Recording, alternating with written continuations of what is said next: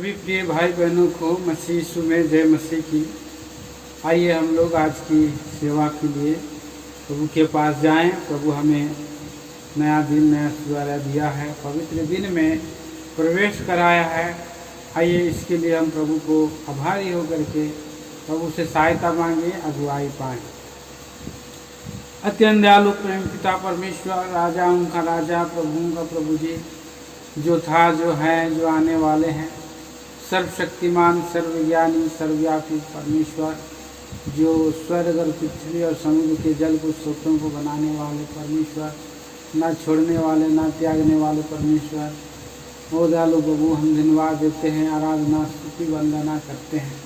एक और प्यारे प्रभु जी के जय का दिन में, पुनरुत्थान का दिन में खून खरीदे बच्चों के साथ इस रीति से प्रभु जी हमें ऑनलाइन संगति का व्यवस्था किया है।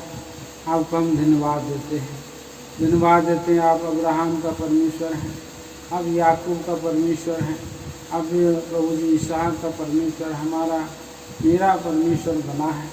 धन्यवाद देते हैं प्रभु परमेश्वर, स्वर्ग आपके सिंहासन, पृथ्वी पांव तले की पीढ़ी है।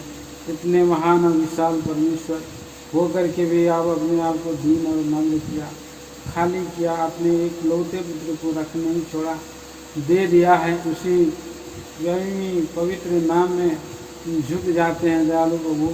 धन्यवाद देते हैं प्रभु जी, आपका विचार हमारे लिए क्या ही बहुमूल्य है। दयालु प्रभु जी, जगत की उत्पत्ति से पहले चुना है, मसीह यीशु में हमें आपने ठहरा दिया। धन्यवाद देता हूँ प्रभु जी, संपूर्ण आदर मान दे देता हूँ। आज जगह जगह में विश्वव्यापी कलीसिया में आपके बच्चे खून खरीदे लहू से धोए गए संतान जगह जगह इकट्ठा होते हैं। हर एक से प्रभु आप ही बातें करें, स्वर्ग का अनुभव, खुला आसमान का अनुभव प्यारे प्रभु आप दीजिए, हमारी आपसे प्रार्थना है। इस समय प्यारे प्रभु हमारी सेवा को आशीषित करिए, गीत के द्वारा प्यारे प्रभु जी आप ही आराधना करिए। प्यारे प्रभु जी, गीत गाने के द्वारा आपका महिमा हो, आराधना का वचन दिया जाए। दयालु प्रभु परमेश्वर, हरेक को प्रभु जी ग्रहण योग और भोगता हुआ बलिदान चढ़ाने के लिए आप ही इंडिविजुअल है प्रभु जी, और भेंट चढ़ाने के लिए भी आप सहायता मदद करें प्रभु जी। और इतना ही नहीं प्रभु, आपका पवित्र मेज के नागाव में आप वचन दीजिए प्रभु। अंतिम विचार के द्वारा हमारे लिए जो कुछ भी आपने रख छोड़ा है उसको आपने प्रभु जी सप्ताह भर के लिए, अनंत काल के लिए इन सभी बातों को आप दीजिए। जो जुड़ गए धन्यवाद देते हैं, जो जुड़ रहे हैं उन्हें भी समय पर जोड़ दीजिए। दयालु प्रभु जी, जो रुकावट बाधाएं हैं सबको दूर करें। आने वाले दिनों में प्रभु के घर में हम उपस्थित होकर के जीविता प्रभु को जीवित सच्चाई से प्रभु जी एक चित्त एक मन होकर के आराधना कर सकें, इसके लिए आपसे हमारी प्रार्थना है। तो दयालु प्रभु जी संपूर्ण महिमा अगर सौंप देते हैं।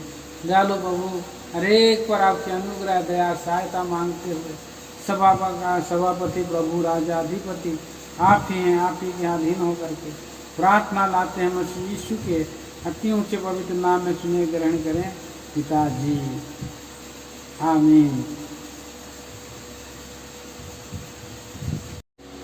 गीत संख्या 212, सॉन्ग नंबर 212।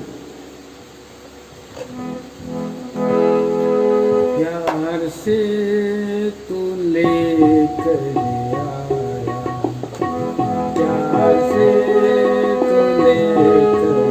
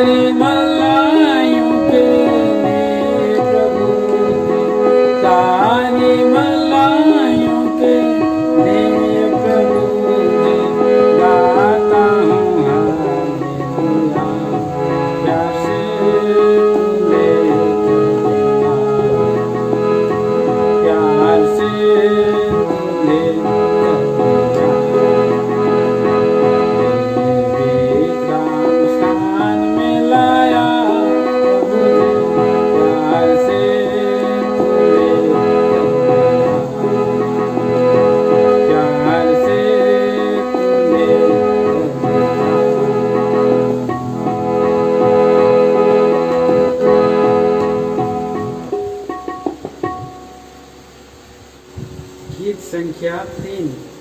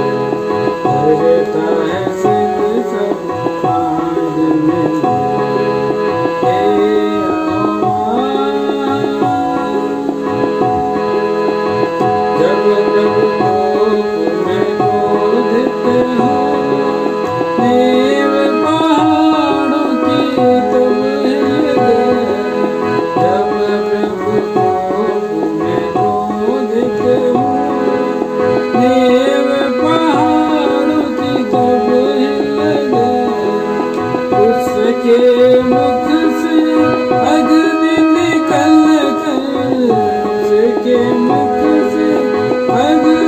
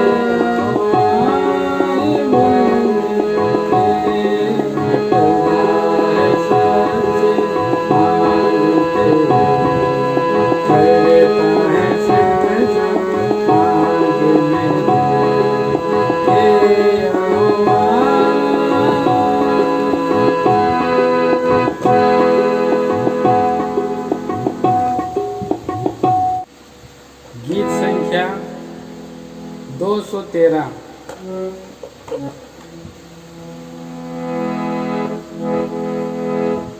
यीशु तूने किया क्या, कोई न था कारण, तुझसे न देखा गया मेरे गुनाहों का भार। यीशु तूने किया क्या, तुझसे मैं दूर हो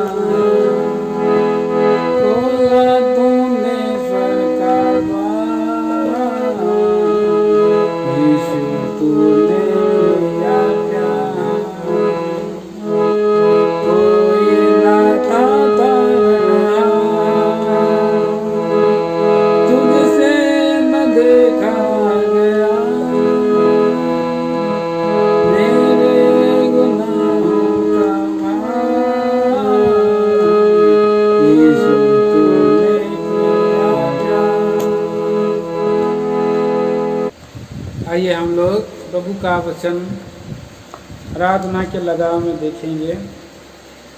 हम भजन संहिता 34 अध्याय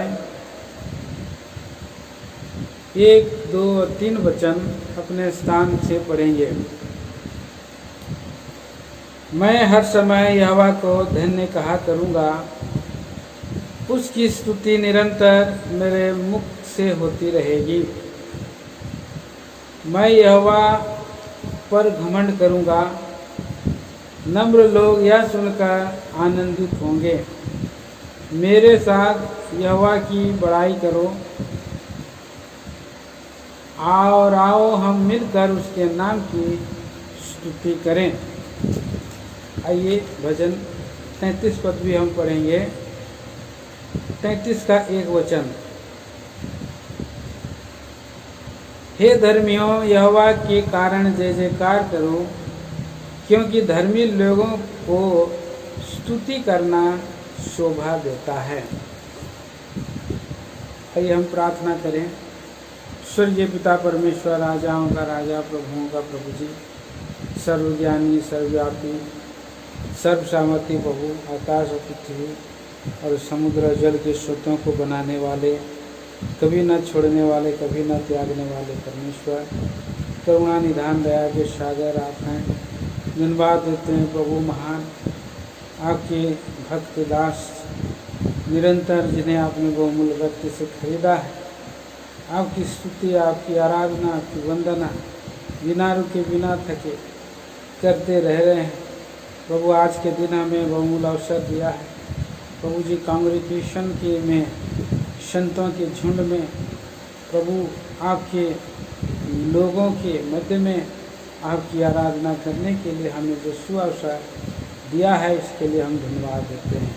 आप ही प्यारे प्रभु, आप सहायता मदद करें, हर एक बातों में आपके नाम की महिमा हो, और आपकी सहायता करें। स्वर्ग से विचार मनुष्य के शब्द नहीं, पवित्र आत्मा प्रभु के द्वारा आत्मा में उबारे जा करके, और दयालु प्रभु आपका वाणी को बताने के लिए, आपका वचन के अनुसार आराधना करने के लिए हर एक की आप सहायता करें।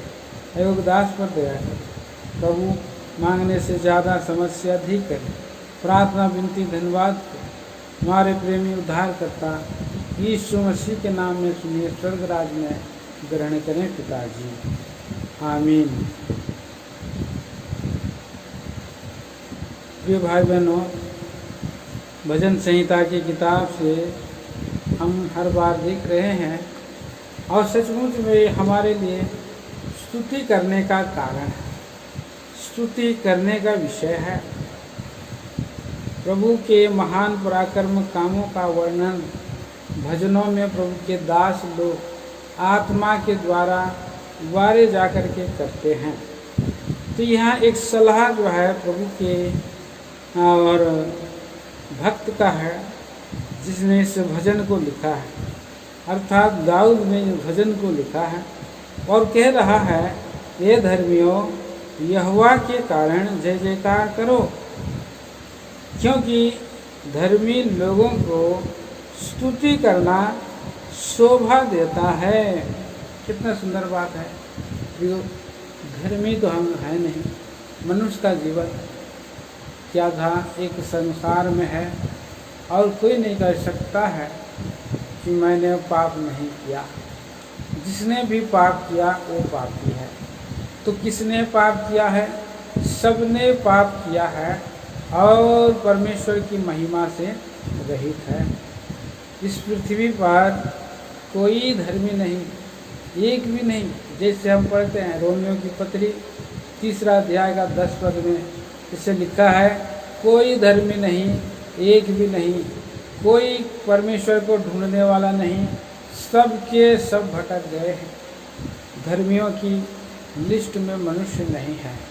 परंतु हम देखते हैं प्रभु यीशु मसीह के बारे में धार्मिकता, प्रभु यीशु मसीह के द्वारा हमें धार्मिकता का वस्त्र मिला है। हम प्रभु के उद्धार के वस्त्र के कारण, प्रभु के कैलवरी के क्रूस के ऊपर में लहू के छिड़काव और बहा देने के द्वारा एक एक कतरा लहू को। इसलिए मनुष्य को जब प्रभु यीशु मसीह, देखिए रोमियो की पत्री में हम पढ़ते हैं, रोमियो की पत्री 5 अध्याय, रोमन चैप्टर, पहले 3 अध्याय में हम देखते हैं, रोमियो की पत्री 3 अध्याय और 23 और 24 पद में पढ़ते हैं, इसलिए कि सबने पाप किया है और परमेश्वर की महिमा से रहित हैं, परंतु उसके अनुग्रह से उस छुटकारे के द्वारा जो मसीह यीशु में है संत में धर्मी ठहराए जाते हैं। सचमुच में प्रिय भाई और प्रिय बहनों, क्योंकि हमारा परमेश्वर है जो अधर्मी दुष्ट पापियों को प्रेम करता है, जो अंधकार में खोए हुए को, अंधकार में पड़े हुओं को, बंधन में पड़े हुओं को, दासत्व में पड़े हुए को छुटकारा देने के लिए जगत में ज्योति होकर के आया है, उद्धारकर्ता बन करके आया है। और ऐसे उद्धारकर्ता प्रभु की ओर, और जब हम देखते हैं अर्थात उसकी अनुग्रह की दृष्टि हम पर पड़ती है, अपनी दया दृष्टि हम पर पड़ती है। हम जन्म से पापी हैं। पुराने नियम में भी हम जब देखते हैं, इस्राएली लोग जो वाचा के बंधन में थे, मतलब वाचाएं उसको मिली थी, प्रतिज्ञाएं उनको मिली थी, प्रतिज्ञाओं के द्वारा वो परमेश्वर की प्रजा बने, जिन्हें परमेश्वर ने लाल समुंदर को पार किया, फिरौन की जो और दासत्व गुलामी से निकाला, और लाल समुंदर को वो लोग पार किया, जंगल में वो लोग चले, परंतु अभी भी वो पाप में है। इसलिए परमेश्वर ने उनको 10 विधियों को दिया, 10 आज्ञाओं को दी, 10 आज्ञाओं को वो लोग पालन करे, पर 10 के 10 आज्ञाओं को अगर नहीं मानने, ये 9 आज्ञा मान लेते हैं और एक को छूट जाते हैं, तो भी पवित्र शास्त्र कहता है कि सभी जो है पाप के बंधन में हैं। सभी व्यवस्था क्या कहती है, यहाँ पर पढ़ते हैं रोमियो की पत्री, उसका 3 अध्याय का 19 पद में लिखा है कि 3 अध्याय का 19 पद में लिखा है कि हम जानते हैं कि व्यवस्था जो कुछ कहती है उन्हीं से कहती है जो व्यवस्था के अधीन हैं, इसलिए कि हर एक मुख बंद किया जाए, सारा संसार परमेश्वर के दंड के योग्य ठहरे, क्योंकि व्यवस्था के कामों से कोई प्राणी उसके सामने धर्मी नहीं ठहरेगा, इसलिए कि व्यवस्था के द्वारा पाप की पहचान होती है। तो व्यवस्था जो है एक थर्मामीटर के समान है, वो बीमारी के टैबलेट नहीं है, वो कड़वी गोली नहीं है। तो प्रभु यीशु मसीह ने कड़वाहट को लिया, मृत्यु की कड़वाहट को लिया और हमारे लिए वो दवा बन करके आया। प्रभु यीशु मसीह ने कहा, और मैं वैद भले चंगों के लिए नहीं है, वैद बीमारों के लिए है, बीमारों के लिए वैद है। इसलिए मैं पापियों को, मैं धर्मियों को बुलाने नहीं, उद्धार करने नहीं, मैं पापियों का उद्धार करने के लिए आया हूँ। और उसने कहा है पापियों को उद्धार करने के लिए आया है, क्योंकि व्यवस्था के द्वारा कोई भी प्राणी धर्मी नहीं ठहर सकता है। पाप की पहचान होती है, 10 के 10 नंबर कोई नहीं ला सकता है। देखिए यहाँ पर रोमियो की पत्री 3 अध्याय 14 पद में लिखा है, क्या कहता है, लिखा यह कदापि नहीं, वरन परमेश्वर सच्चा और हर एक मनुष्य झूठा ठहरे।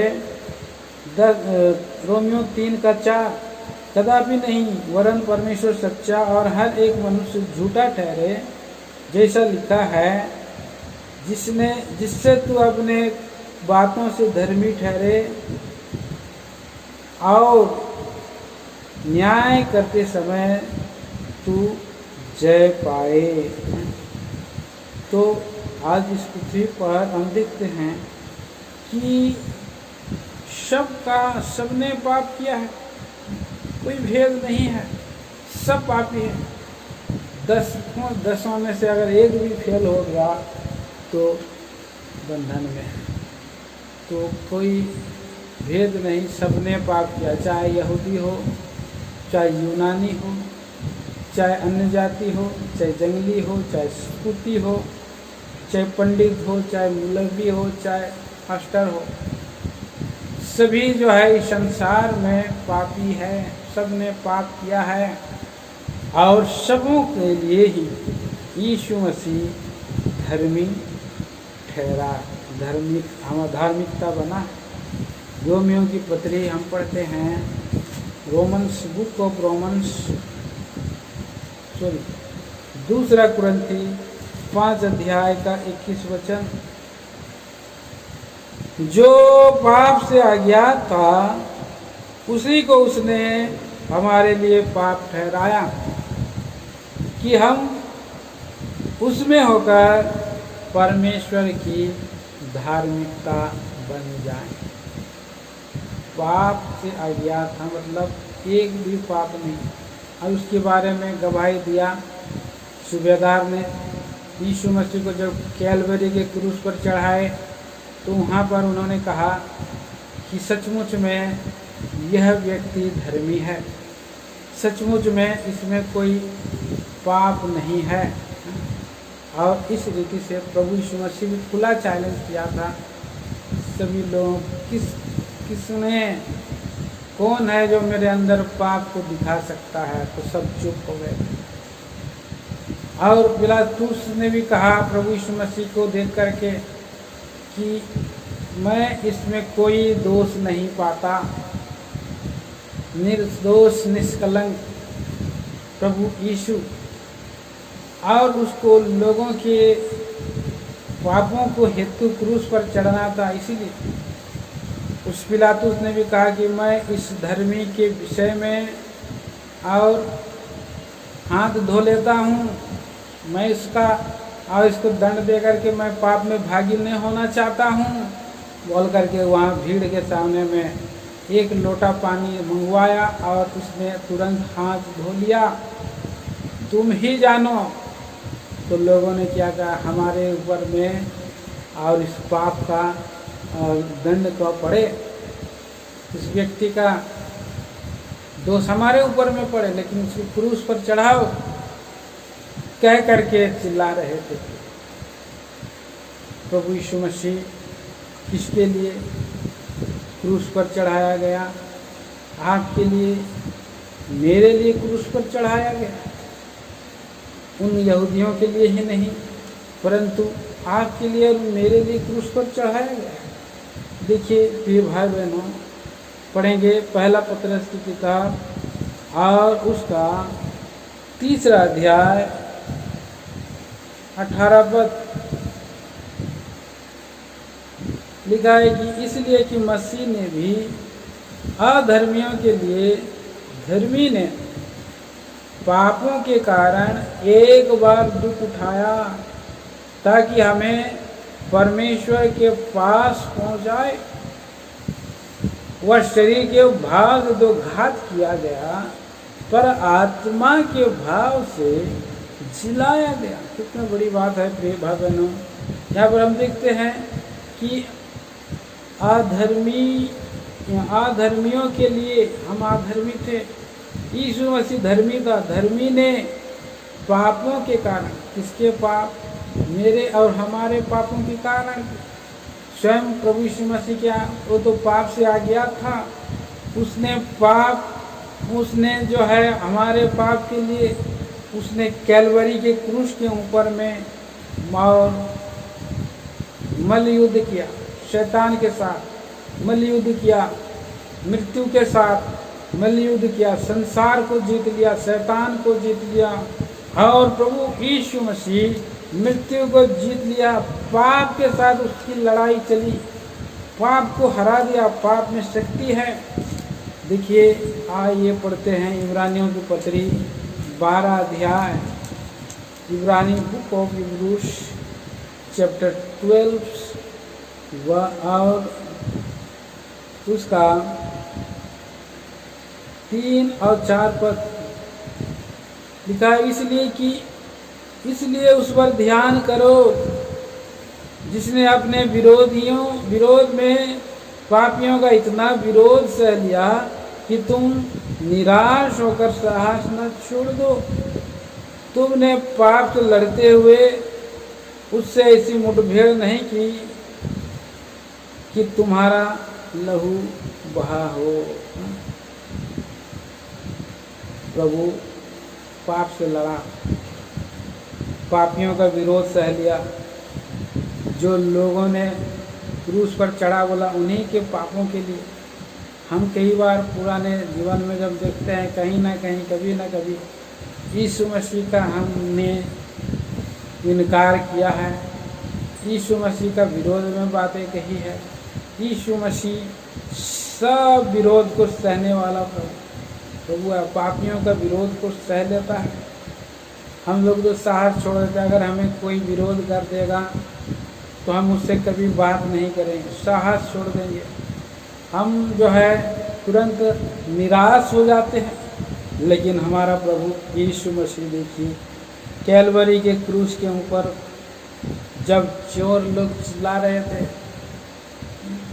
ये जो है कि अपने आप को नहीं बचा रहा है, और वहाँ पर और कह रहे थे अरे ये तो परमेश्वर का पुत्र है, तो नीचे उतरा। अगर प्रभु यीशु मसीह नीचे उतर जाता तो क्या वे लोग बच जाते? क्या हम लोग का उद्धार होता? नहीं होता। विरोध सह रहा था, निंदा सह रहा था, गाली सह रहा था, थूका जाना उसने सहा कैलवरी के क्रूस के ऊपर। क्यों? हमारे लिए उसने लहू बहाया, अधर्मियों के लिए धर्मी यीशु मसीह, और इसलिए उसे कब्र रख नहीं सकती, क्योंकि उसके अंदर में कोई भी पाप नहीं था, कोई भी पाप नहीं था, निष्कलंक निर्दोष। पढ़ेंगे हम लोग पहला कुरिन्थियों की पत्री 15 अध्याय में लिखा है, मृत्यु का डंक पाप है। 56 पद में, पहला कुरिन्थी 15 अध्याय 56 पद, मृत्यु का डंक पाप है और पाप का बल व्यवस्था है। तो व्यवस्था जब आया तो उसमें पाप की पहचान हुई। कई बार ऐसा होता है, मनुष्य को समझाया जाता है कि फलाना फलाना फलाना काम नहीं करना, ये काम, 2 काम, 3 काम, 10 काम प्रभु ने दे दिया कि 10 काम नहीं करना। और इस 10 और जो अच्छे कामों को नहीं करने वाले कामों के ऊपर में शैतान जो है ध्यान केंद्रित कर देता है मनुष्य को, और उस काम के पास जा कर के और वे लोग उसी काम को कर देते हैं, मनुष्य कर देता है। व्यवस्था के द्वारा पाप की पहचान होती है, और व्यवस्था पाप का बल है। पाप करने के लिए उसको उबारता रहता है, और वो पाप जी जाता है। और पाप जो है, मृत्यु जो है पाप का डंक है। मृत्यु, पाप जो करता है वो आदमी मरेगा, जो पाप करेगा वो मरेगा। तो आदम ने पाप किया और मर गया, लेकिन यीशु मसीह को देखिए प्रियो, जो पाप से आ गया था उसी को हमारे लिए पाप ठहराया कि हम उसकी धार्मिकता को प्राप्त करें। प्रभु यीशु मसीह हमारे लिए, अधर्मियों के लिए उसने पाप के साथ लड़ा, और उसने पाप को अपने ऊपर लिया, और वो शरीर के भाव में और उसे मार डाला गया, उस पर लटका दिया गया। लेकिन उसके स्वयं के पाप नहीं थे, एक भी पाप नहीं थे, इसलिए मृत्यु का डंक उस पर असर नहीं हुआ, क्योंकि वो जयवंत था। प्रभु यीशु मसीह जय है। 54 पद में इसलिए लिखा है, पहला कुरिन्थी 15 चैप्टर वर्ष 54, जय ने मृत्यु को निगल लिया। पहले क्या किया, मृत्यु ने जय को निगला था, फिर प्रभु यीशु मसीह ने उसके अंदर में गया, पेट फाड़ के प्रभु ने निकाल दिया। प्रभु मृत्यु को हरा दिया। हे मृत्यु तेरी जय कहाँ रही, हे मृत्यु तेरा डंक कहाँ रहा, गल देना पड़ा। जैसे हम उदाहरण के स्वरूप हम देखते हैं कि कैसे योना मछली के पेट के अंदर में घुस गया। मछली के पेट में जब अंदर घुस गया तो उसको उगलना पड़ा।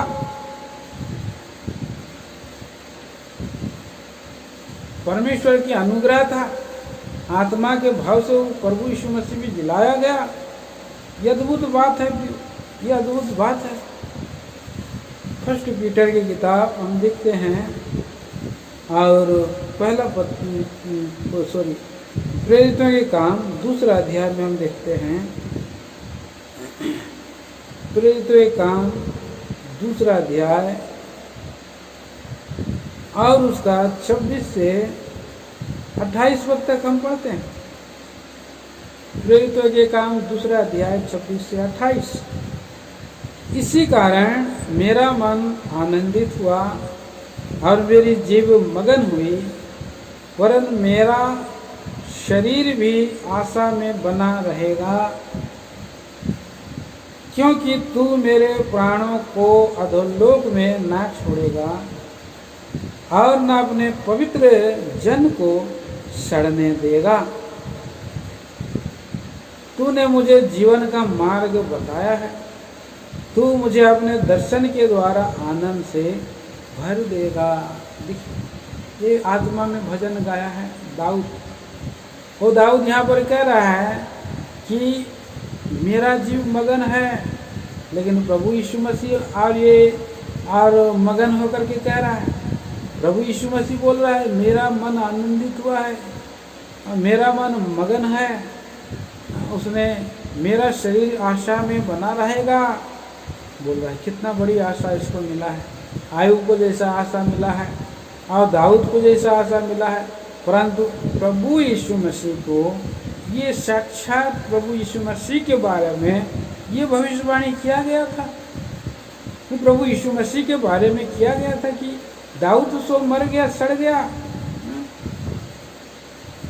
लेकिन उसने पहले से ठहराई थी। देखिए यहाँ पर हम लिखा है 31 पद में, उसने होने वाली बात को पहले ही से देखकर मसीह के जी उठने के विषय में भविष्यवाणी की कि ना तो उसका प्राण अधोलोक में छोड़ा जा गया और ना उसकी देह सड़ने पाई।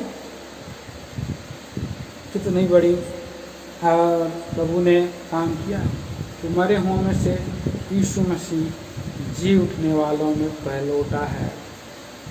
तो आज जब आप और मैं उस धर्मी को, उसके अंदर में कोई भी पाप नहीं था, इसलिए प्रभु यीशु मसीह को मुर्दों में से जिलाया, जी उठने वालों में से यीशु मसीह पहलौठा है।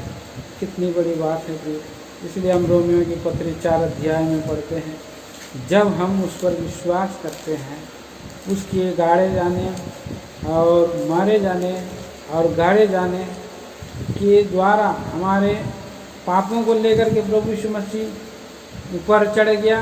प्रभु यीशु मसीह क्रूस पर से उतारा गया हमारे पापों को लेकर के, और तीसरे दिन तक जमीन पर चल गया, मैंने गाड़ दिया हमारे पापों को। अभी हम पढ़ते हैं उसका और 4 अध्याय का, जब हम उस पर विश्वास करते हैं तो देखिए क्या होता है। 24 पद में, 4 का 24 में, वरन हमारे लिए भी जिनके लिए विश्वास धार्मिकता गिना जाएगा, अर्थात हमारे लिए जो उस पर विश्वास करते हैं, जिसने हमारे प्रभु यीशु को मरे हुओं में से जिलाया, वह हमारे अपराधों के लिए पकड़वाया गया और हमारे धर्मी ठहरने के लिए जिलाया भी गया। देखिए कितना सुंदर बात है कि धर्मी ठहराने के लिए जिलाए।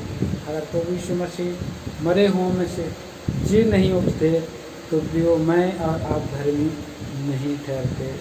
लेकिन आज हम यीशु मसीह पर विश्वास करने के द्वारा हम धर्मी ठहरे। इसलिए हमारा प्रभु को हमें आराधना करना है, हमें स्तुति करनी है। भजन संहिता 33 अध्याय का पहला पद के अनुसार, हे धर्मियों यहोवा के कारण जय जयकार करो, क्योंकि धर्मी लोगों को स्तुति करना शोभा देता है। धर्मी लोगों को आराधना करना शोभा देता है। कितना बड़ी बात है। हमें आराधना करनी है, हमारा जीवते परमेश्वर को, प्रभु यीशु मसीह को आराधना करना है, क्योंकि हमारे पापों का और धो दिया उसने। हमारे पापों के लिए प्रभु अधर्मियों के लिए धर्मी ने दुख उठाया, पाप से लड़ाई की, शैतान से लड़ाई की और मृत्यु से लड़ाई की और जय दिया। कब्र से जी उठा, मर करके जी उठा। हम जो है महिमा रहित थे, हमें प्रभु ने लिखा है कि रोमियो 3:23 में कि सब ने पाप किया और परमेश्वर की महिमा से रहित हैं। हम महिमा रहित थे, प्रभु ने महिमा देने के लिए यीशु को दी और परमेश्वर की महिमा के रूप में आया। वो हमें मसीह की महिमा, परमेश्वर की महिमा देने के लिए, महिमा रहित को महिमा मिला, आशा रहित को आशा मिला, ईश्वर रहित को ईश्वर मिला।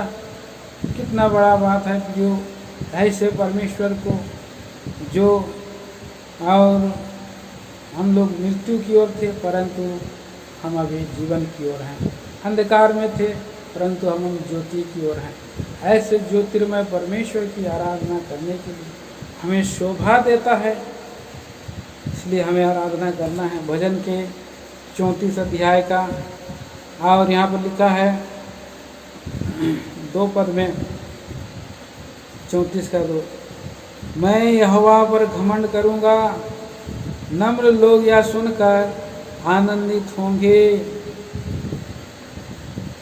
क्यों हम हमारे प्रभु के ऊपर में घमंड करेंगे? क्यों? क्योंकि वही है एकमात्र आराधना के योग, घमंड के योग, घमंड करने के योग वही है। हम अपने धन पर, अपने ज्ञान पर, अपने सामर्थ्य पर हम घमंड नहीं कर सकते। देखिए हम पढ़ते हैं यिर्मयाह 9 अध्याय और उसका 23 पद, 23 और 24। यिर्मयाह की किताब 9 अध्याय 23 और 24। यहोवा यूँ कहता है, बुद्धिमान अपनी बुद्धि पर घमंड ना करे, ना वीर अपनी वीरता पर, ना धनी अपने धन पर घमंड करे, परंतु जो घमंड करे वह इसी बात पर घमंड करे कि वह मुझे जानता है और समझता है कि मैं वह यहोवा हूँ, जो पृथ्वी पर करुणा, न्याय और धर्म के काम करता हूँ, क्योंकि मैं इन्हीं बातों से प्रसन्न होता हूँ। देखिए ये यहाँ पर हम देखते हैं कि बुद्धिमान भी है और यहाँ वीर मतलब, और यहाँ पर बलवान भी है, और यहाँ धनी, नोबेल, धनवान भी है।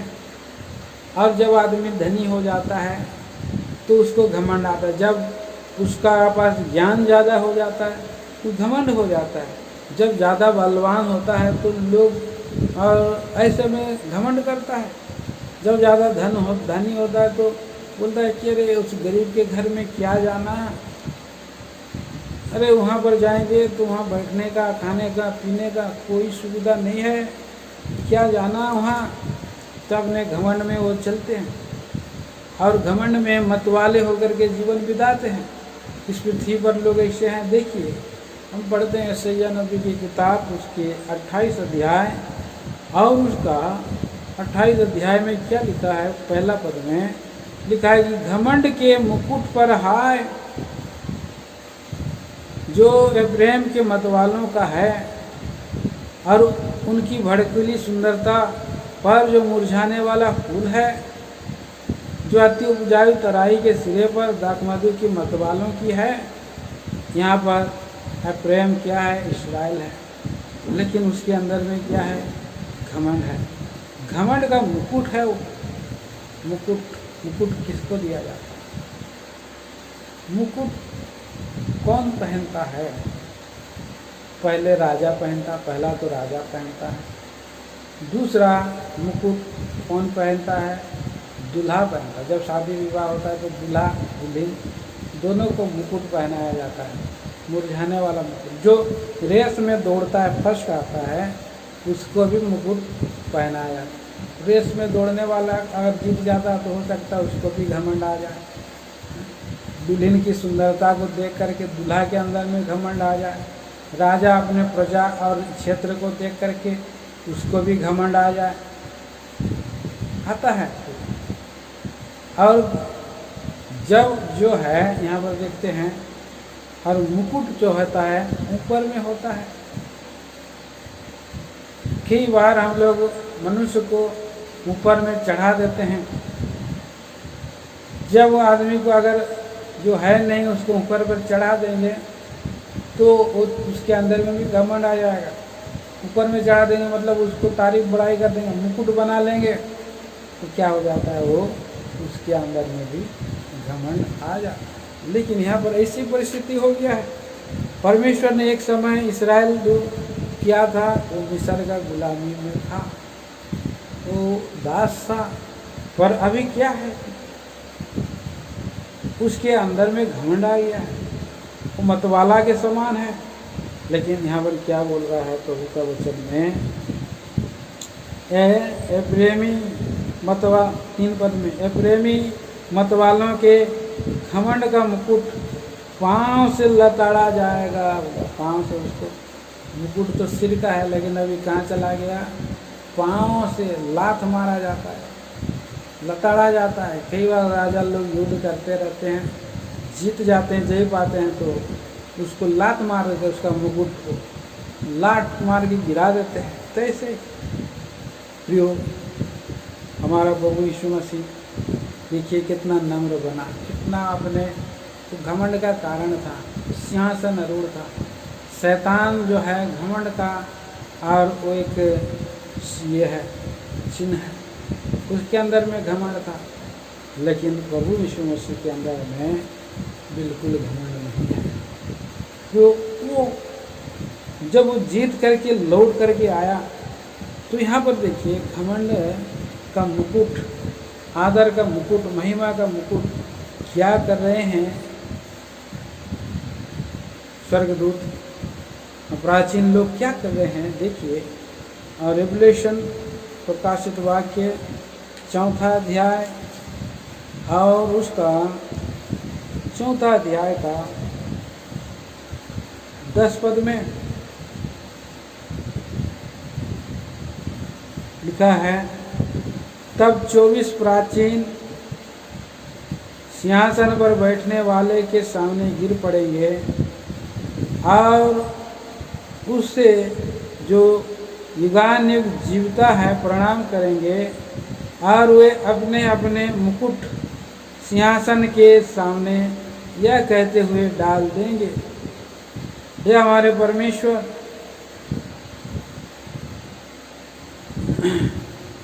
तू ही महिमा, आदर, सामर्थ के योग है, क्योंकि तू ही ने सब वस्तुएं सिरजी और वे तेरी इच्छा से थी और सिरजी गई।